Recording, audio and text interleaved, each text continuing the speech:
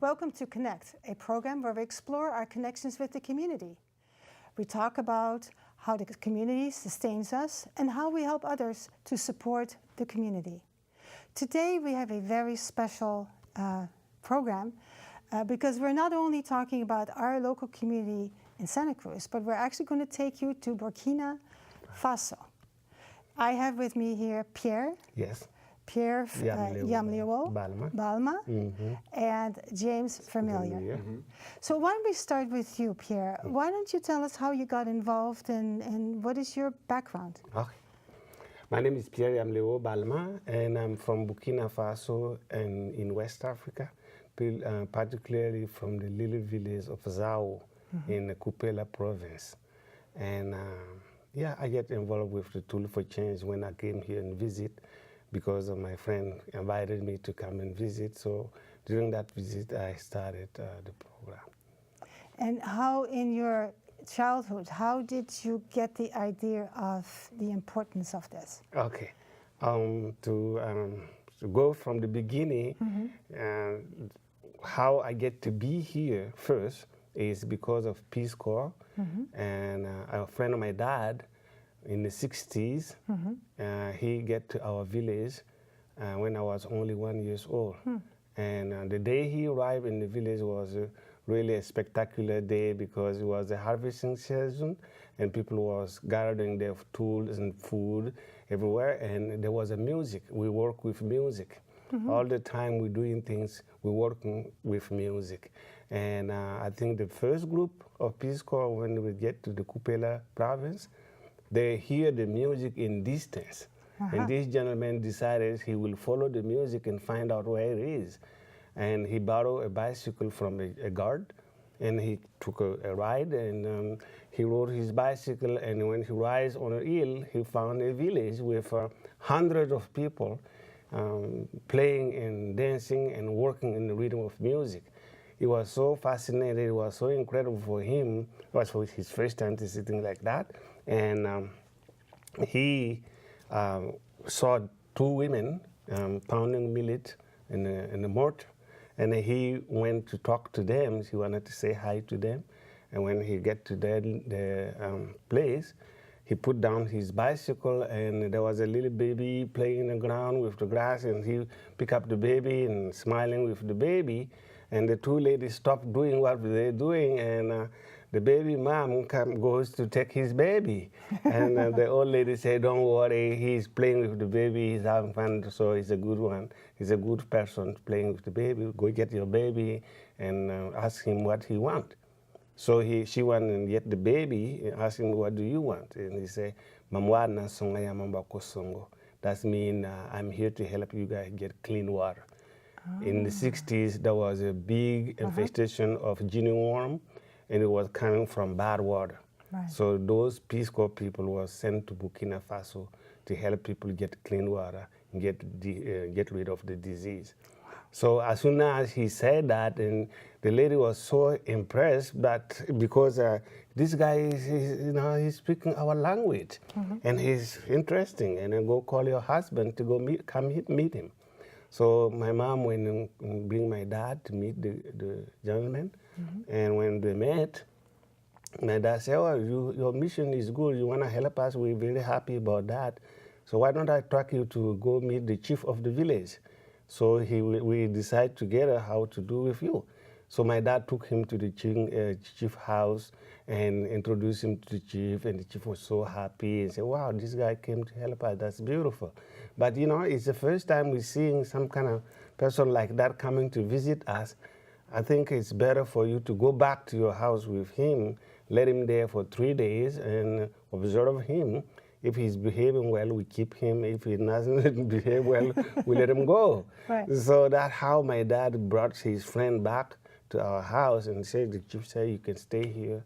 And then he stayed for the 2 years Peace Corps service, and he, my dad, was able to help the entire village get clean water. Zao village is 9 villages together. So they dig 2 wells in each village to help the population. Each village got 2 wells. Yeah, each village. That's fantastic. And people dig by hand, population, because my dad is very well known by the population. So through him, he was able to put all the villages together to help for digging. So that's how he did the digging and get to stay with us for the 2 years. And after his Peace Corps service, he decided to come back here and get some equipment to come and record our music, our stories, our games and work and everything. And he came back to our village with his equipment, and he stayed there for a long period, following us through all the steps, everything we're working from harvesting to party to ceremony, all the celebration. So he spent a long time with us, and he recorded everything, and he needed someone from the people who speak the language to come help him do the editing and the translation. Yeah. So that's why he invited me to come help him. And first, since my country, we don't speak French, we don't speak English, we speak French. Right. So therefore, I needed to go to Santa Cruz Adult School to learn English. So I went to Santa Cruz Adult School, right. Learned the English for 6 months, and I went back home, and I've been visiting him. And one time I came and visited him, and he was moving, and I helped him move, and moving his stuff. And at the end, we cleaned his house, and we took whatever we don't want, garbage, to go to the dump and dump it. And that's how I met the tools. And I saw tools lying. You saw tools lying around at the dump place, yeah, at the Buena Vista Drive dump. We went there to drop, and I saw, wow, all kind of beautiful tools, lying down, and then the crossing is with a big caterpillar. And I said, wow, we need these tools. Right. So I went to gather them, and the guy said, no, you're not supposed to take something. So you need to have a special permission. Okay. And I said, oh, how can I get that? He said, okay, I even know, I know people who gather tools and receive donation and things like that. If you talk to them, they can be able to help you get tools. And they introduced me to the Gray Bear in Santa Cruz here, and again meet with Al and Seni, and they say, hey, we like that your idea, that will diminish the landfill here. We don't want to fill the land with all these things that people can be able to, are still able to use, so we will support you. So they support me by allowing me to come get the tools people donated there. And little by little, we were able to pile up the tools, and we were able to find a way to find finance to get the tools to Burkina Faso. That is absolutely fascinating. Now, James, how did you get involved? So in 2016, my dad brought me to meet with Pierre and donate some tools to his program. My dad had been friends with Pierre for quite a few years before that, and was always telling me stories about the village life there and everything, and got me really excited. So I wanted to see more about what was there, and so I went to donate some tools to the program, and I was able to meet Pierre and got to talk to him about what he's involved in and what he's doing, and really inspired me to get involved and do more. At that time, I was looking for a thing to get involved in and really aspire to, and really kind of start something and that really meant something. Right. It wasn't just a job to keep me going. Right. So Pierre, you're the program director and founder of it? Yes. And you're the assistant director. Yes. That is amazing. Yes. Now let's take a look at how you collect the tools. So why don't we take a look at that, talk about it, and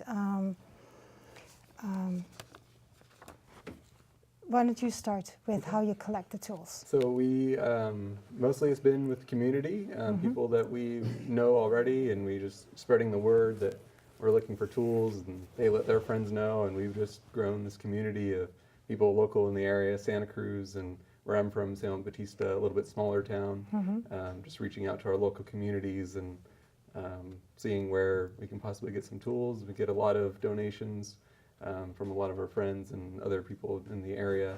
And you mentioned Gray Bears. Yes. Yeah. And some of them will call us to come and pick them up at their house, and some will just come and bring them to our house and deliver them. And so we've been able to, my family has been gracious enough to let us store the tools at their ranch in San Batista, so we can gather them up and then call the shipping company to come and gather them and take them to the port. So you have a special arrangement with the shipping company? Yes. We do, yeah. We built a relationship with them to get a network going to where we can send tools over to Because Africa. I imagine and- it's quite expensive to send it. Yes, it's quite expensive. It's $8,500 to send the tools to Africa from Saint Juan Batista to the villages in Burkina Faso. Wow. So we are focusing on, we already provide tools for 9 villages, like I said before, the village of Zao. And this year, we want to impact more villages, 12 more villages. So we want to impact at least 120 villages by 2025. So that's our goal, Right. to Great. impact more villages with tools, because tools bring easiness. Right. We want life to be easy. Right. When you have the right tools to work, life is easy. Right. So we want to bring the easiness with connection. The connection, if the connection is easy, all information floats and everybody's happy. That's right. So we want to impact more villages, and we want more places in the third world country, like, countries neighbor to Burkina Faso, like Mali, Niger, and Togo, and the Congo, where my friend Eli come from. And we want them to copy our example and do the same thing, and maybe make it even more powerful, because we our mission is to open the eyes of people and let people know that they're good enough. They have a purpose of being here. Right. So giving them an opportunity to express themselves through tools is the most beautiful thing, and we love to see that, because that really transforms people's life. And That's true. yeah, learning is So, skill. so when the tools get there, you have a whole way of distributing them, Yes, right? yes. Okay, yes. let's take a, Yes. let's look at that. Yes, the distribution ceremony is, we made it very special and very unique and very beautiful and very attractive. And when we focus on the village to give them the tool, we do the research with the villagers to find out what kind of tool they desire to have. So once we know the good tools that we're looking for, so we know how to target the tools and bring to those people. So therefore, we will collect tools according to the people's demand, and to not make a jealousy thing between villages, because it's coming to that way now. We have a festival, a harvest festival called Bengedo in my village, and every year we have more than 5,000 people coming to get together and have fun in my village. So during that festival, we have a dance competition. A dance and history competition. Or each village come with their dance, the traditional dance, the singing, and the history, where they come from, where the village started, until we get to be where we are right now. So the village that will give the best information and act the best way and dance the best performance will get the next container of tools. And when they get the next container of tools, it's not only for them to keep it, they have to share those tools with other villages. So for example, the village of Tiben Tarabonsen, who's going to receive the 2 containers, they're gonna be sharing with 12 more villages. So this is how we come to do the distribution. So therefore, there is no favoritism. We're not favoring these people or this family or this tribe. No, everybody is welcome. Everybody is welcome to learn a skill and do something. Great. So right now we hear some music from that festival. Yeah. It's really absolutely fantastic. Yes. Thank you. Never be dancing. Yeah. Yes. Yeah. So the distribution is done. Yes. Tools are there. Yeah. What do people do with it? Okay. So once the distribution is done, people receive the tools. What they do, we focus also on how we distribute the tool. Is we don't give tools to one person. Right. For example, individual tools like shovel and pick and things like rake like that, we can give it to someone, someone doing gardening and things like that. But a heavy equipment, for example, a machine for carpentry or mechanic device, we have to group people. So for like 5 young people, so we give them, okay, this is a table saw. for you guys to work with. So they'll learn how to use the table saw, and 5 of them will be using it. So therefore, it's not for one person, and everybody are able to use it. And also, there's certain tools that is very rare, and we keep them at the training center. So when someone needs that specific job, he came to the training center and borrow the tools and go work, and then bring it back later for the next person. Oh, that's fantastic. So you actually have a training center. We have a training center because before people use tools, they need to know how to use them to don't hurt themselves. The reason we giving them tools is because young people are running to the gold mine and running to the big city to look for a job and leaving their parents back home without any support. It's because there's no job in the villages. Right. So we provide them job, we provide them skill.